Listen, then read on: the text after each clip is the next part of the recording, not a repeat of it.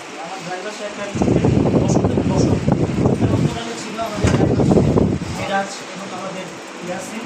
ইয়াসিন যদিও খুব অল্প সময় এসেছেন, ইতিমধ্যে যখন এসেছে। আর মেরাজ উনি আমার যাত্রা পথের সঙ্গী, সবসময় তিনি কিন্তু আমাকে গল্প গুজব করতে এবং আমাকে বিভিন্ন গাইডলাইন, বিভিন্ন রকমের সহযোগিতা এবং অনেক বছর ধরে চাকরি করার কারণে সবাইকে চেনে। তার যে সহযোগিতা, সৌহার্দ্য, ন্যায়পরায়ণতা এবং লয়্যালটি, এটি আমাকে সবসময় মুগ্ধ করেছে। আমি ওর কাছ থেকে কিছু শুনতে চেয়েছিলাম বলে আপনাকে বসতে বলেছিলাম।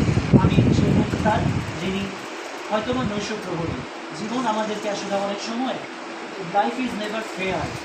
আমি বিশ্বাস করি যে মুক্তার লেখাপড়া খুব একটা করতে পারেন, খুব স্ট্রাগলিং করে এখানে এসেছেন, ইন্টারমিডিয়েট পর্যন্ত পড়াশোনা করেছেন। আই এম সরি যদি আমি আপনার ব্যক্তিগত তথ্য সরবরাহ বা শেয়ার করছি, এতে আপনার হয়তো বা যদি কষ্ট লেগে থাকে, কিন্তু জীবন কখনো ফেয়ার না। জীবন আমাকে অনেকখানি এগিয়ে রেখেছে। আমি যদি আমাকে তুলনা করি, আজকে যেমন কি প্রণববাবু বললেন, এখানে অনেকেই মাস্টার্স পাস, আমরাও অনার্স মাস্টার্স পাস, আমরা আজকে বিসিএস ক্যাডার, কারণ জীবন আমাদের প্রতি ফেয়ার করেছে। হয়তো ওনারা করতে পারেননি, হয়তো মুক্তারের প্রতি আরও আনফেয়ার করেছে। আমরা নিজেদেরকে অনেক বেশি মনে করি যে আমি তো আমার যোগ্যতা বলে আজকে এক্সিলেন্টের চেয়ারে বসেছি, কালকে ইউনোর চেয়ারে বসবো।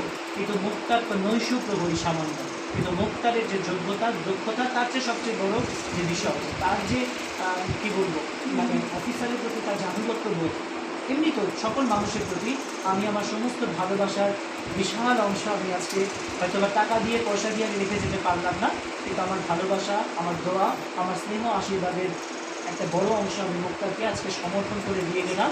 আপনাদের কাছে মুক্তারকে রেখে গেলাম, নতুন প্রেসিডেন্টের কাছে রেখে গেলাম। আমি চেষ্টা করতাম সবাইকে দেখবার জন্যে, তুমিও নিশ্চয়ই সেভাবে দেখবে। সকল অফিসারই, তোমার অফিসার তুমি নিশ্চয়ই তাদেরকে দেখে রাখবে। আর বেশি আবেগাপ্লুত হবার আগেই আমার বক্তব্য এখানেই শেষ করছি। সকলকে ধন্যবাদ, সকলে আমার জন্য দোয়া করবেন। আসসালামু আলাইকুম ওয়া রাহমাতুল্লাহি ওয়া বারাকাতুহু।